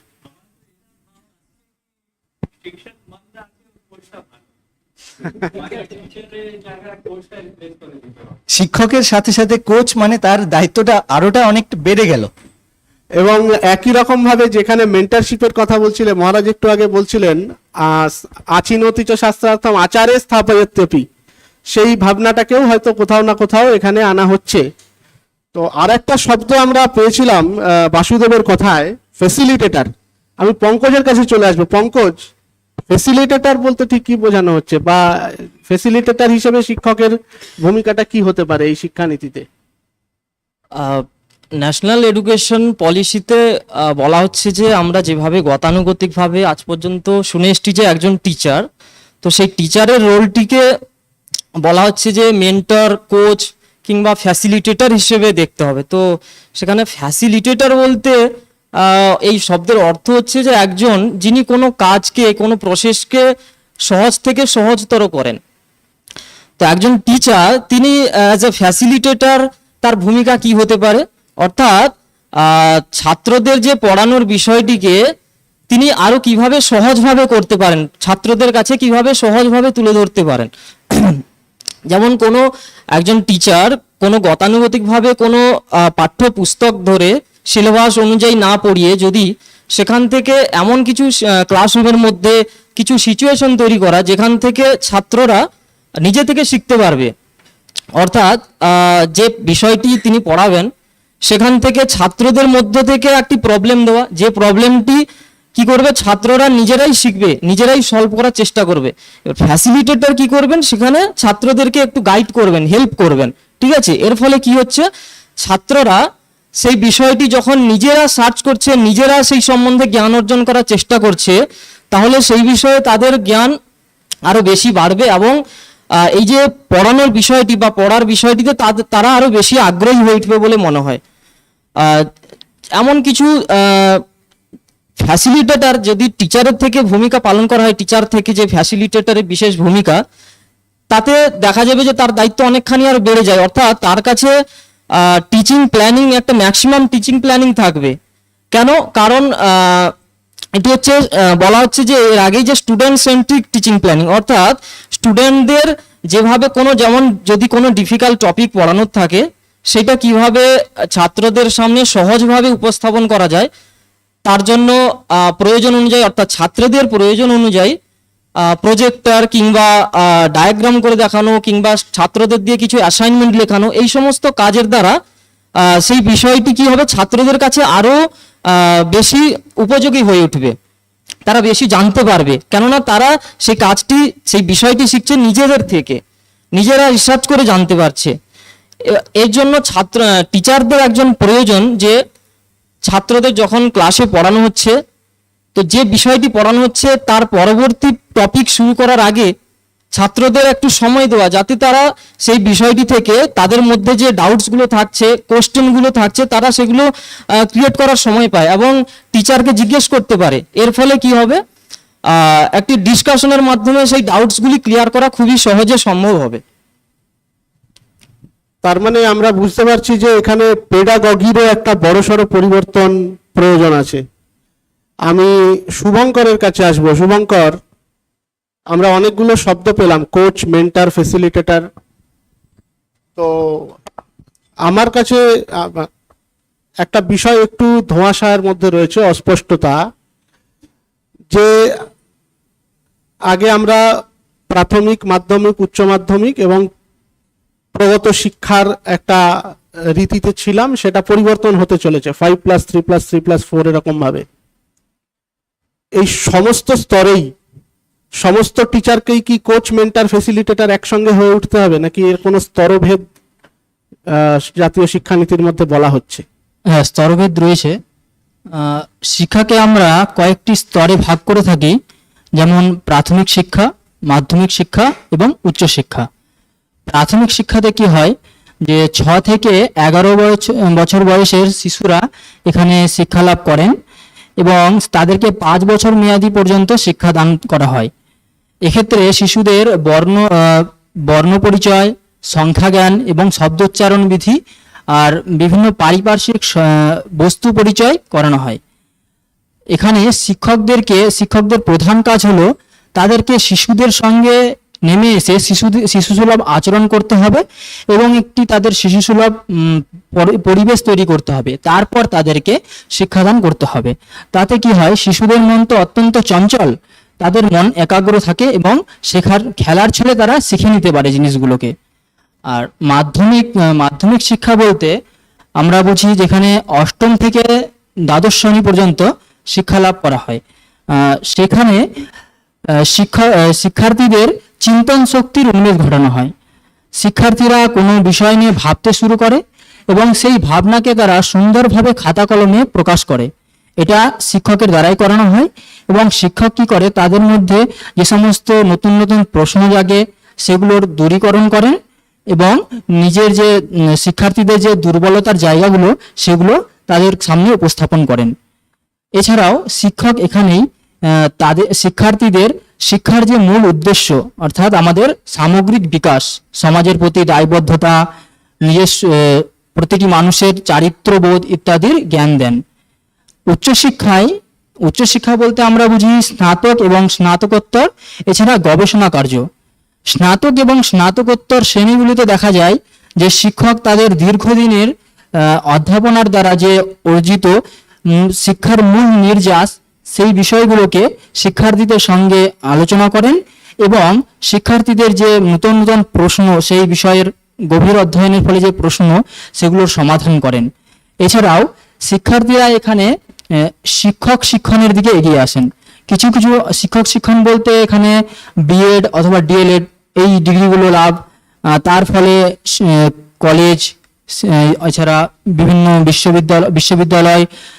বিদ্যালয়, প্রাইমারি স্কুল ইত্যাদিতে পড়ানোর যে কৌশল সেগুলো উপলব্ধি করেন। শিক্ষক এখানে কি করেন যে তার দীর্ঘদিনের যে অভিজ্ঞতা, পড়ানোর যে অভিজ্ঞতা, সেগুলো শিক্ষার্থীদের সঙ্গে শেয়ার করেন। তাতে শিক্ষার্থীরা অনেকভাবে উপকৃত হন। এছাড়াও শিক্ষার্থীরা এখানে নিজেদের শিক্ষার উপর ভিত্তি করে পেশাগত দিকগুলো বেছে নিতে পারেন শিক্ষকের দ্বারা। আর রয়েছে গবেষণা কার্য বলতে এমফিল, পিএইচডি ইত্যাদি কার্য। সেখানে কি হয়, শিক্ষার্থীরা তাদের যে এতদিন যে পড়ে আসলো বিষয়গুলো, সেই বিষয়গুলোর উপর ভিত্তি করে কোনো একটি বিষয় চয়ন করেন। সেটিও শিক্ষকের দ্বারাই চয়নিত হয়, তার সাহায্য নিয়ে চয়নিত হয় এবং সেই চয়নিত বিষয়ের উপর তার নিজস্ব মতবাদ, কি সমস্যা মানে একটা নূতন কিছু প্রকাশ করার ইচ্ছা, এগুলো পায় এবং সেখানে শিক্ষক তাদেরকে মার্গদর্শক রূপে সাহায্য করেন। মার্গদর্শক বলতে সেই শোধ কার্যতে তার কি সমস্যা হচ্ছে, সেই সকলগুলো চিহ্নিত করেন এবং তার দূর করার চেষ্টা করেন। এভাবেই 3টি ক্ষেত্রে আমরা দেখছি শিক্ষকের ভূমিকা। তার মানে বিভিন্ন স্তরে বিভিন্ন ভূমিকা পালনের সঙ্গে সঙ্গে শিক্ষক ছাত্রদের মধ্যে ফেসিলিটেটর হিসেবে তার মধ্যে ক্রিটিক্যাল থিঙ্কিং তৈরি করার প্রচেষ্টাও করবে এবং সেই সঙ্গে সঙ্গে সমাজবোধ বা মানবতা বোধ তৈরিরও একটা প্রচেষ্টা করবে। অরূপম, আমরা একেবারে আলোচনার শেষ পর্বে। আমি তোমার কাছে প্রশ্ন করব যে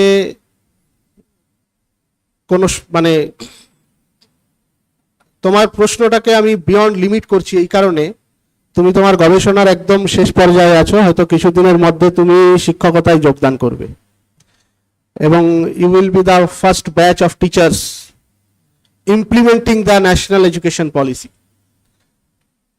তুমি এই ন্যাশনাল এডুকেশন পলিসিতে শিক্ষকের ভূমিকা কিভাবে দেখছো? হ্যাঁ, এই নতুন শিক্ষানীতিতে সর্বপ্রথম যেটা খুব গুরুত্বপূর্ণ সেটা হচ্ছে শিক্ষাকে আমরা এর আগে শিক্ষার যে স্রোতগুলোকে বিভিন্ন যে ধারাগুলোকে বিভাজিত করে দেখতে খুবই মানে অভ্যস্ত ছিলাম, যেমন বিজ্ঞান, যেমন পদার্থবিদ্যা। নতুন শিক্ষানীতির প্রথম যে গুরুত্বপূর্ণ বৈশিষ্ট্য সেটা হচ্ছে শিক্ষককে বলা হচ্ছে সে সামগ্রিক একটি দৃষ্টিভঙ্গি দেবে। সেক্ষেত্রে যারা শিক্ষক হবেন তাদের শুধু তাদের নিজের বিষয়ে পারদর্শিতা কিন্তু শুধুমাত্র এইখানে শিক্ষকের মাপদণ্ডে নির্ধারিত হবে না। অর্থাৎ যারা শিক্ষক হবে তাদেরকে এখন বহু বিষয় ভিত্তিক জ্ঞান রাখতে হবে, যেটাকে মাল্টিডিসিপ্লিনারি বলছে। অর্থাৎ কেউ শুধুমাত্র একটি নির্দিষ্ট বিষয়ে অবশ্যই স্পেশালাইজেশন থাকবে, সমস্ত কিছু থাকবে, কিন্তু বিশেষ করে বিদ্যালয় স্তরে এবং হয়তো মহাবিদ্যালয় স্তরেও বহু বিষয় ভিত্তিক শিক্ষণের একটি বড় গুরুত্ব আছে, যেটা আমাদের নিজেদেরও সেইভাবে তৈরি করতে হবে। এবং আরেকটি মূল দ্বিতীয় বিষয় সেটা হচ্ছে প্রযুক্তিগত সামঞ্জস্য। মানে পরিবর্তিত পরিস্থিতিতে আমাদের সেই রকম যে প্রাযুক্তিক প্রতিক্রিয়া যাকে বলা হচ্ছে, মানে যেই রকম আমাদের ওই ইংরেজিতে একটি শব্দ আছে টেক স্যাভি ইত্যাদি, সেই রকম হতে হবে। সেই জিনিসটি খুব এই নতুন শিক্ষানীতিতে প্রতিফলিত হয়েছে। এই রকম একটি আশা করা হচ্ছে যে শিক্ষকেরা যারা হবেন তারা প্রযুক্তিগত দিক থেকে অত্যন্ত সক্ষম হবে, এই সক্ষমতাটি দাবি করা হচ্ছে। তৃতীয় হচ্ছে পেশাদারি নৈতিকতা, প্রফেশনাল এথিক্স, সেটার উপর খুব গুরুত্ব দেওয়া হচ্ছে। তার মানে কি এর আগে পেশাদারি নৈতিকতার উপর গুরুত্ব দেওয়া হয়নি? হয়েছে, কিন্তু এখন যেহেতু শিক্ষাটার আরেকটি গুরুত্বপূর্ণ দিক এখন অধিক পরিমাণে প্রতিফলিত হচ্ছে বা তা আমাদের কাছে আশা করা হচ্ছে, সেটি হচ্ছে বৃত্তিমূলক শিক্ষা। আগেও বৃত্তিমূলক শিক্ষা ছিল, এখনো আছে। বৃত্তিমূলক শিক্ষা খারাপ কিছুই নয়। অনেকে বলেন তুমি জীবিকামুখী শিক্ষা কেন, জীবনমুখী নয় কেন? শিক্ষা অবশ্যই জীবনমুখী, কিন্তু তার সঙ্গে সঙ্গে জীবিকামুখী শিক্ষার দিকটাকে আলোকপাত করা হয়েছে খুব যথেষ্ট পরিমাণে, যা কিনা বিদ্যালয় স্তর থেকে তৈরি হচ্ছে, যেটা কিনা আমরা আগে দেখতে পাইনি। আমরা না হলে সেই জন্য আমাদের কি হচ্ছে না, মহাবিদ্যালয় স্তরে আলাদা করে বৃত্তিমূলক প্রশিক্ষণ বিভিন্ন রকম শিক্ষা প্রতিষ্ঠান তৈরি হয়েছে। এখানে আমরা সেইটাকে তার সঙ্গেই সমান্তরাল ভাবে নয়, তার সঙ্গে একীকরণ করা হয়েছে, যা অত্যন্ত গুরুত্বপূর্ণ একটি ব্যাপার। এবং আমি আরেকটি জিনিস যেটা দেখছি, এগুলো হচ্ছে আমাদের কাছে কি আশা করা হচ্ছে, যেহেতু আপনি বললেন আমি একজন অধ্যাপক হিসেবে যদি যোগদান করি। আরেকটি হচ্ছে ছাত্রের কাছে আশা করা হচ্ছে অত্যন্ত সক্রিয়তা, যা আগেও ছিল, এবং সেই সক্রিয়তাটা মূলত কার কারণে হবে? অবশ্যই শিক্ষকের কারণে হবে। এবং তার জন্য নিরন্তর অধ্যয়ন সামগ্রী তৈরি করা, হাতে কলমে শিক্ষা, যার উপর অত্যন্ত গুরুত্ব দেওয়া হয়েছে, যেটা আগে অনেকেই আলোচনা করেছেন, সেই জিনিসটি অত্যন্ত দেখা যাচ্ছে। তো সার্বিকভাবে বলা যায়। এবং আরেকটি জিনিস আমার এই বিষয়ে একটু সংশয় আছে, আপনি যদি বলেন কোডিং, ডিকোডিং ইত্যাদির কথা বলা হয়েছে, সেটি কত পরিমাণে রূপায়ণ করতে পারবো বা তাতে অনেক সময় লাগবে, সেই বিষয়ে অবশ্য আমার একটু সংশয় আছে। কিন্তু অন্যান্য সমস্ত কিছু, এবং আরেকটি সবচেয়ে গুরুত্বপূর্ণ ব্যাপার, সেটা হচ্ছে আমাদের ত্রিস্তরীয় শিক্ষা ব্যবস্থা, প্রতিটিকেই পরিপুষ্ট করার কথা বলা হয়েছে। শিক্ষার 3টি স্তর হচ্ছে পরিকাঠামো, ছাত্র এবং শিক্ষকের গুণমান বৃদ্ধি। পরিকাঠামোর প্রতি যথেষ্ট গুরুত্ব দেওয়া হয়েছে, প্রতিটি স্কুলে কম্পিউটার ইত্যাদির কথা বলা হয়েছে। এবার এই নীতির অনেক কিছুই এমন আছে যাকে যদিও সেটি ছাত্র কেন্দ্রিক, কিন্তু শিক্ষকের ভূমিকা কোনোখানেই খাটো নয়। সেই জন্য আমার মনে হচ্ছে যে আমাদের এই মুহূর্তে যারা বর্তমান অধ্যাপনায় হয়তো আসবো, তাদের অনেক সক্ষমতা দরকার এবং আমাদের নিজেদেরকে তৈরি করতে হবে।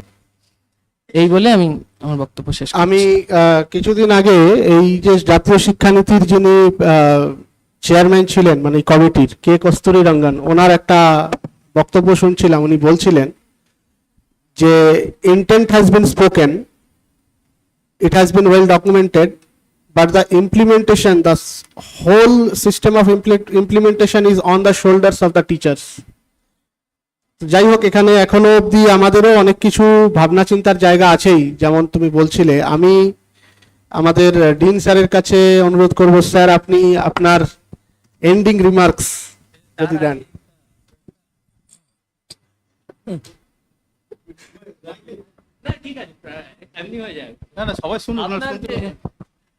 যে আমাদের প্যানেলিস্টের আমি মত দেখলাম 50% ঠিক আছে, 50% ও নিজের খেয়াল আছে। কেউ পড়েছে কি না এমপি 2020, কারণ কি এটা সব ইন্টারনেট থেকে মনে হচ্ছে তোলা আছে এটা।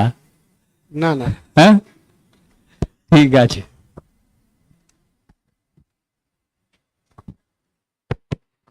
Okay, so revered Vice Chancellor Maharaj and other sannyasis and brahmacharis and our respected faculty members and dear students.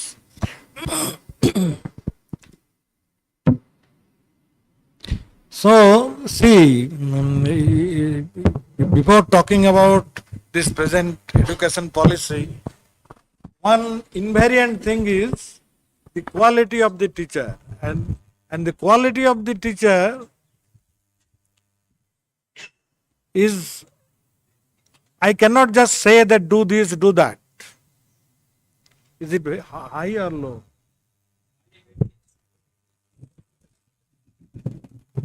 Hello? So, if one teacher says the advice is only, that doesn't work that much. One has to show with life. So one's own knowledge, dedication and love of the subject, if it is there, it will automatically influence the students. One thing. Another thing is integrated. At every level, I was lucky to get many good teachers in school, college, university. I just got one. We had a very good teacher, Professor H.N. Mukherjee in Bardhaman. He had an integrated life. See, one day I saw him walking to his classroom. Then there is another, through window he saw that the fan is rotating and nobody was there. He went around and switched it off and walked. So that taught me something to be, just not, national stage, this thing. This he could not have taught me just by saying. Because one observes, always there is somebody to observe and learn. Another thing is that the teacher's ability is done. As Thakur told, the Thakur is to give, of course, I hit very hard at those who are not good teachers, ability-wise. I will not go into that. Those who know Kathamrita have seen like Dhola Saap and many other things. Okay? But another thing he told, this compared with doctors, Uttam Baddha, Madhyam Baddha and all. See that somebody you give prescribe and then leave it. Somebody, Madhyam, is prescribes and checks whether the medicines are taken or not. And the third one, I think keeping, that's what the way Ramakrishna puts it, keeping the knee on the chest, forcing the medicine. So to some extent, I think the teachers have this role. Another thing. Now finally, coming to the multidisciplinary, see what I have seen myself after so many years of teaching, that once some student chooses a subject that has many parameters. In the local area, maybe not other subjects are not available. There are some places where no good Sanskrit department. Somebody may be very interested, maybe I would have taken Sanskrit. And another thing is that even within the subject also, people have different, by that time I think once comes to the university and all, somebody may help, suggest that this is the subject you can do better. But already some mistakes happened in the college level, school level, where nobody was there to tell. One has taken a subject and then it is found that he is much better than something else. Then maybe this multidisciplinary thing will help, and without losing years, one can to some extent side by side go back and later establish oneself, which in other countries it is available. But here, because of the age limit of jobs and all, it is very difficult and many talents will lose that way. So with this maybe I'll stop. Thank you. So thank you all. একটা গুরুগম্ভীর আলোচনার শেষে একটা ছোট্ট গল্প দিয়ে পরিবেশ হালকা করে আমি শেষ করব। গল্পটা অনেকেরই জানা। একটা ছেলেকে তার বাবা হাত ধরে স্কুলে নিয়ে যাচ্ছিল। রাস্তা দিয়ে যাওয়ার সময় সে দেখছে যে একটা লোক একটা ছাগলকে জোর করে গলার দড়ি ধরে টানতে টানতে নিয়ে যাচ্ছে, ছাগলটা প্রচন্ড চেঁচাচ্ছে। ছেলেটা বাবাকে জিজ্ঞাসা করেছে, বাবা ছাগলটা চেঁচাচ্ছে কেন, ওকে কোথায় নিয়ে যাচ্ছে? বলছে ছাগলটাকে নিয়ে যাচ্ছে কসাই, তো ছাগলটাকে কাটবে। তখন ছেলেটা বাবাকে বলছে, ও আমি ভাবলাম ওকেও স্কুলে নিয়ে যাচ্ছে। So, let us try to change the situation. Thank you all.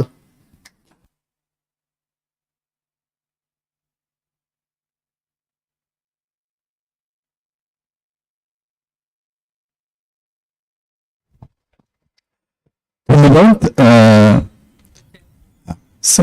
ঠিক আছে, ধন্যবাদ সকলকে, প্যানেলিস্টকে, ডিন স্যার এবং প্রফেসর রাকেশ দাস মহাশয়কে ধন্যবাদ জানাই। এত অসাধারণ একটা panel discussion. It was a fantastic learning how the role of teacher was expanded by understanding these different norms and rules that has been explained in NEP. One thing struck to me which I would like to share before I go, though it's already late, is teaching is a way of life and not a profession. That is what I think NEP is trying to emphasize. And another thing is that interesting thing when I was just listening to that boy about this store he was talking, the primary, the middle school and the higher education. It is more like yoga. In the primary section, you do pratyahar, that is concentration, the chanchalata of বাচ্চাদের কমিয়ে দেওয়া। তারপরেরটা হচ্ছে ধারণা, মানে যেখানে চিন্তনের বললো যে বিকাশ করতে পারে। আর তারপরে উচ্চ শিক্ষায় গিয়ে সেখানে ধ্যান করতে হবে, এবং তার সেই ধ্যানের মধ্যে দিয়ে ফাইনালি আমার মনে হয় টিচিং অ্যান্ড দ্য যোগিক process are almost similar, parallel. That is what I got to understand after listening to them. It's a wonderful discussion. Thank you. Now I would request another August mind, Shuman Maithi, to share his thoughts about the day, MSc second year, Department of Mathematics.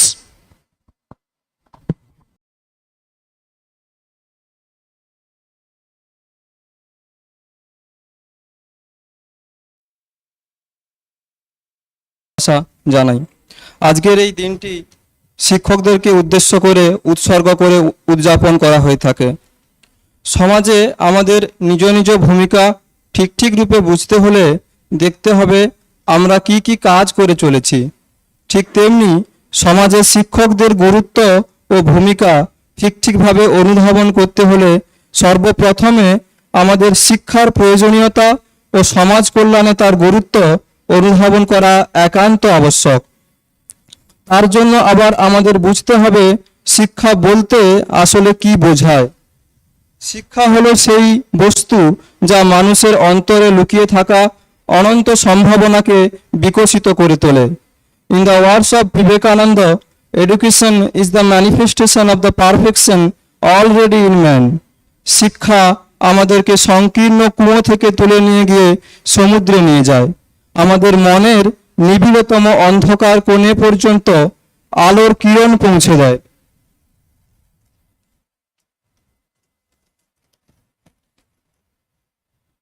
শিক্ষা ছাড়া একটি মানুষের জীবন সম্পূর্ণভাবে অচল। আর সমাজের একক যেখানে মানুষ, সেখানে শিক্ষা বিনা সমাজও যে অচলই হবে ইহা খুবই স্পষ্টতর। তাই একটি সমাজ তথা দেশের সার্বিক উন্নয়নের জন্য শিক্ষার প্রয়োজনীয়তা প্রথম এবং প্রধান। তাহলে সহজেই অনুমান করা যায় শিক্ষা দানের কাজ যারা করে চলেছেন সমাজে তাদের ভূমিকা কতখানি। আমি এখানে শিক্ষা বলতে শুধু পুঁথিগত অপরা বিদ্যা শিক্ষা লাভের কথা বলছি না।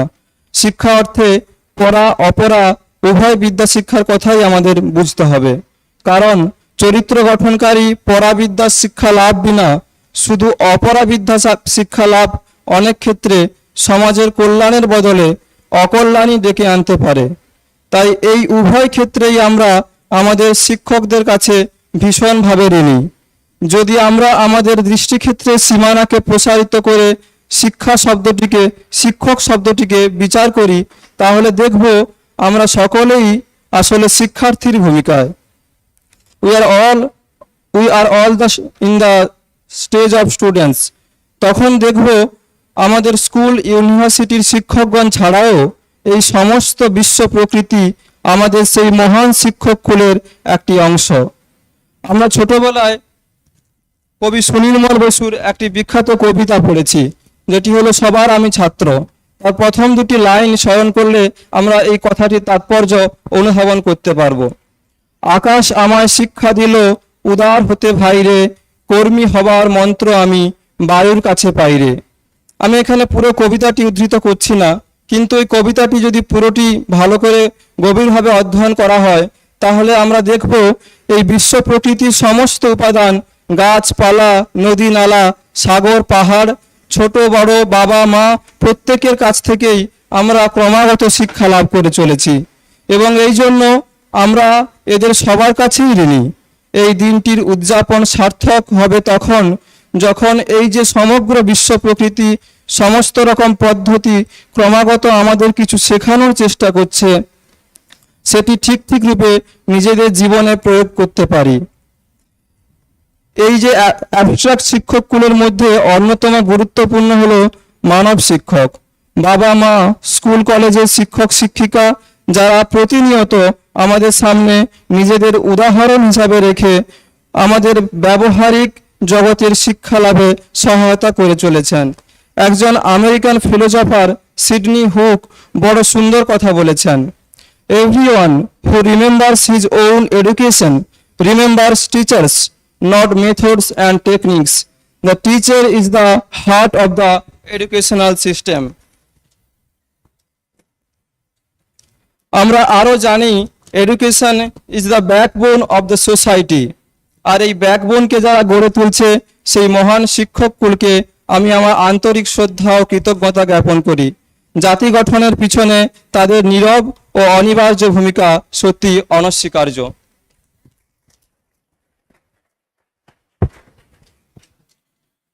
Thank you, Shumon. And now we have Gita chanting. We'll have the chanting of the 15th chapter, Purushottama Yoga, which is considered to be the crux of Bhagavad Gita. And we have the girls from the Department of Sanskrit and Philosophy, MA and PhD students. I request them to come up for the Gita chanting.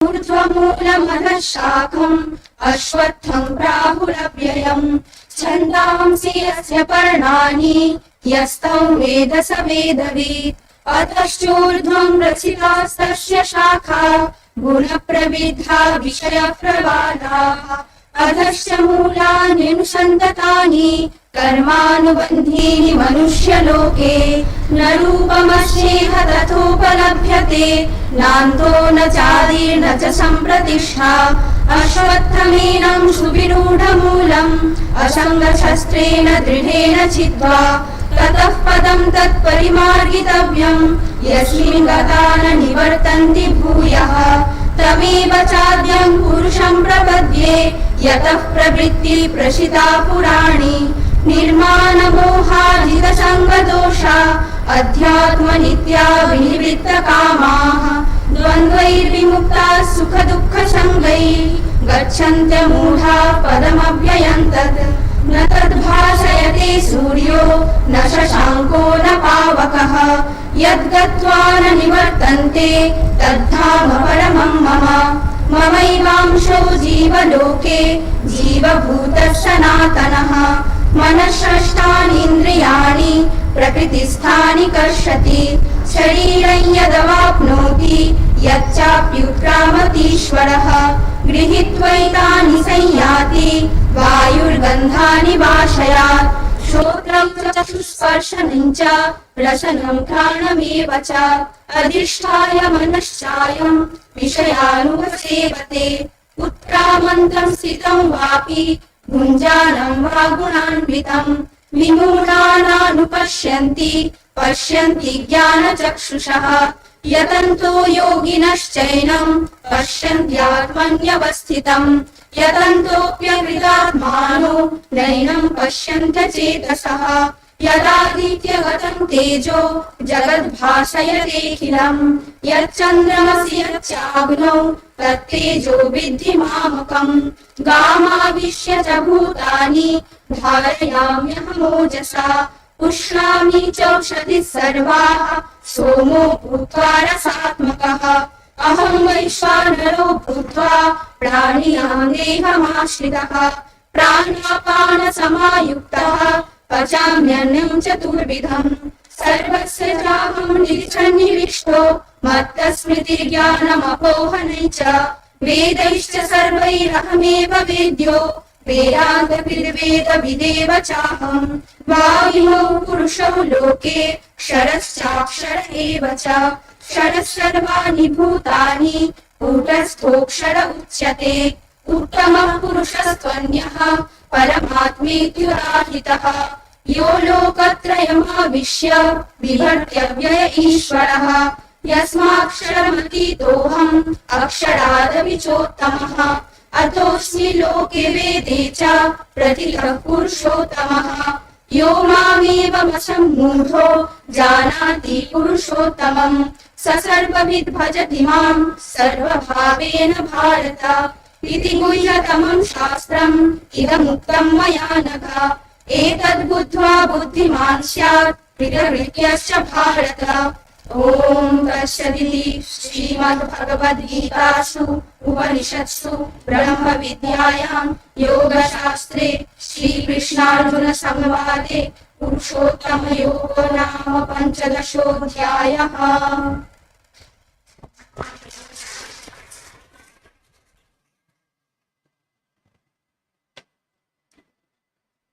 Thank you, students. Now we have the last presentation from a student from the Department of Sanskrit and Philosophy, Abir Mondal, MA second year. He is going to speak on role of teachers in shaping young minds. Abir, in Sanskrit.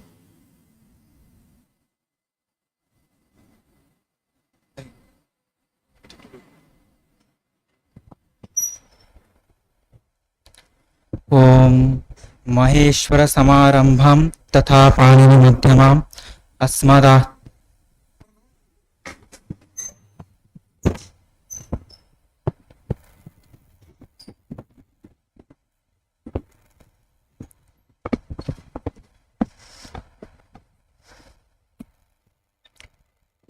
Maheshwar समारंभम तथा पाणिनि मध्यमाम अस्मदाचार्य पर्यन्ताम वंदे गुरु परंपराम। नमः सर्वेभ्यः अत्र समागतेभ्यः कुलपति महाराजपादेभ्यः विभागाध्यक्ष महाराजपादेभ्यः अन्येभ्यः च आचार्येभ्यः नमांसि भूयांसि अन्येषामपि च अर्थहार्दं स्वागतं व्यहरामि। अत्र तु तरुणचेतसां विकासे शिक्षकस्य भूमिका कि सर्वैः तु विषयेन नाम विषयस्य सम्यक् प्रतिपादितमेव, तदर्थं मया अधुना प्रयासः तेषां केवलम् अनुवादमात्रम् एव भवति। कश्चन गृहस्य भित्तिः सम्यक् स्थाप्यते चेदेव तस्य उपरि बृहत् अट्टालिका निर्मातुं शक्यते। तथैव समाजव्यवस्थायाः निर्वाहः सुष्ठु स्यात् यदि तत्रत्यानां युवकानाम् अवदानम् अधिकं भवेत्। कस्याश्चन जातेः देशस्य वा समृद्धये सुशिक्षिताः सुमनस्काः युवकाः एव कारणीभूताः, ते एव देशस्य मेरुदण्डवत् भवन्ति। तत्र शिक्षकाः खलु तेषां निर्मातारः। न केवलं पाठदानेन अपि तु चारित्रिकदृष्ट्या तैः कथं भवितव्यं कथं च आचरणीयं तस्य प्रेरकः शिक्षकः एव। ज्ञानाञ्जनशलाकया शिक्षया अज्ञानरूपतमः नाशयति सः। कथं सः तरुणचेतसां विकासे भूमिकां निर्वहयति इति विषयम् आधारीकृत्य यथामति वक्तुमुत्सहे। शिक्षा एव मूलभूता तरुणचेतसां मनसः विकासे। केयं शिक्षेति तत्र स्वामिपादैर् अभाषि यत् education is manifestation of perfection already in man, अर्थात मनुष्याणाम् अन्तेषु स्थितस्य महत्त्वस्य पूर्ण प्रकाशः एव शिक्षा। शिक्षा धातोः नीचे नूल् प्रत्यय निष्पन्नस्य शिक्षयति इत्यर्थकस्य शिक्षक शब्दस्य आचार्यः, गुरुः, उपाध्यायः, अध्यापकः इत्येते पर्यायवाचिनः शब्दाः। एतेषां पर्यायवाचिनानां सम्यक् पर्यालोचनेनैव अस्माभिः ज्ञातुं शक्यते अत्र शिक्षक शब्दस्य माहात्म्यं किमस्ति। तत्र कालिदासेन मालविकाग्निमित्रे विरचि काचित् प्रसिद्धा कारिका शिष्टा क्रिया कास्यचित् आत्मसंस्था संक्रांतिरन्यस्य विशेषयुक्ता साधुष शिक्षकाणां धूरि प्रतिष्ठापयितव्येव। न खलु लोके सम्यक् बोद्धारः एव सम्यक् प्रतिपादयितारः। केचन च विषयान् सम्यक् प्रतिपादयन्ति, केचन च विषयान् सम्यक् बोधन्ति। यस्मिन् गुणद्वयं तिष्ठति सः एव शिक्षकेषु मूर्ध्नि पदम् अलङ्कुरुते।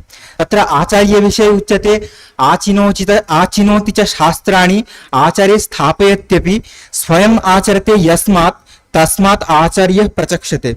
अर्थात् शास्त्रज्ञान लाभानन्तरं यः न केवलं शास्त्रानुगुणम् एव आचरति अपितु अन्यानपि आचरणार्थमेव प्रचोदयति सः भवति आचार्यः। एवं मनुश्रुतौ मनुः अपि उक्तवान् यत् उपनित्य तु यः शिष्यं वेदम् अध्यापयेत् द्विजः सकल्पं सरहस्यं च तमाचार्यं प्रचक्षते। एकदेशं तु वेदस्य वेदाङ्गान्यपि वा पुनः योऽध्यापयति वृत्त्यर्थम् उपाध्यायः सः उच्यते। अर्थात् शिष्यस्य उपनयनोत्तरं तान् स्वाङ्गं वेदं पाठयति एवं वेदोपदिष्टेषु कार्येषु तं प्रेरयति सैव आचार्यः भवति। प्राचीन भारतीय परंपरायां पश्यामश्चेत् भारतीय समाजस्य संरचनायाम् आचार्यस्य महती भूमिका आसीत्। तैत्तिरीयोपनिषदि प्राप्यते वेदमनुच्य आचार्य अन्तेवासिनम् अनुशास्ति। तत्र सत्यं वद धर्मं चर इत्यादिभिः अनुशासनैः अनुशिष्टः सः तदनुगुणम् एव आचरति। यानि अनवद्यानि कर्माणि तानि सेवितव्यानि न इतराणि। ब्रह्मचर्यादिषु चतुर्षु आश्रमेषु स्वजीवनं विभज्य मोक्षकामाः ते सततं गुरुम् एवाभिगच्छति इत्यनेन युवकानां चेतसां विकासे गुरोः अवदानं कीदृशं वर्तते तद् यथा दरीदृश्यते तत्तु वाचा अनिर्वाच्यं भवति। किन्तु अद्यतनीय काले वाक्येव शुष्कपत्रापहरणवत् समुद्भूत रजभ्रांति प्रकृतिः यथा पुरुषम् अतिदूरं नयति इन्द्रिय हरिणिहारिणि रूपाः विषयाः अपि इदानीं तरुणचित्तं विषयात् विषयान्तरं नयति। अपकार्येषु लिप्ताः ते न श्रद्धति वयोज्येष्ठान् पूर्वजानान् आदर्शान् विस्मर्य अपकार्येषु लिप्ताः कथं मते सुष्ठु समाजस्य स्थापनं कुर्युः। स्वच्छं जलम् उपकारकमपि तत् कर्णेषु प्रविष्ट यथा वेदनं जनयति तद्वत् सत्यपि आवश्यके आदर्शच्युताः युवकाः तरुणाः वा हानिमेव जनयेयुः खलु। तेषाम् उद्धरणं शिक्षकैः एव कर्तुं शक्यते। कोरोना काले शिक्षा व्यवस्थायाः कीदृशी दुरावस्था सञ्जाता तत्तु सर्वैः अवलोकितमेव। दूरवाण्यादीनाम् उपयोगः अधिकः जातः। सत्सु एतेषां वस्तूनां प्रयोजनेपि सर्वे न तं यथायथं व्यवहरन्ति। पुनः अकस्मात् कस्यचन निवारणं तु कर्तुं नैव शक्यते। कण्टकेन कण्टुकोत्पादनवत् समस्यायाः निवारणं कर्तुं शक्यमस्ति। दृश्यश्रव्यमाध्यमेन तकनीकी प्रक्रियया वा कस्यचन विषयस्य यथा उपस्थापनं सुष्ठु स्यात् तादृशी काचित् व्यवस्था शिक्षकैः कल्पनीया।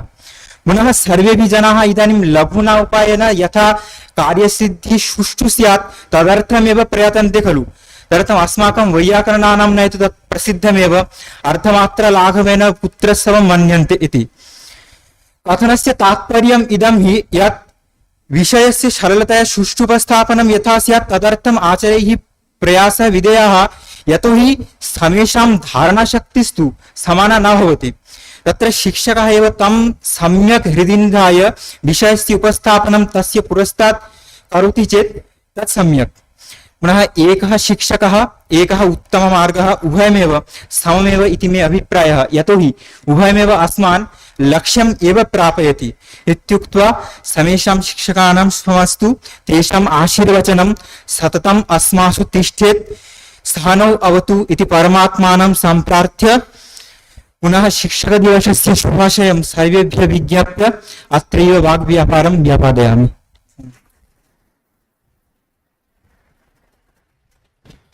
Thank you, Abhir. As learning is a lifelong process, I think teaching is also. And with that note, a teacher never stops teaching till he breathes his last. So with that note, we'd like to end today's celebration of teaching and learning. I would like to thank our respected Swami Sarvatyamanandaji, Vice Chancellor, RKMVERI. Yeah. And all Maharajas, all teachers and students. We will conclude the session with a peace chant, Shanti Mantra. I would request all students and scholars and faculty members to join.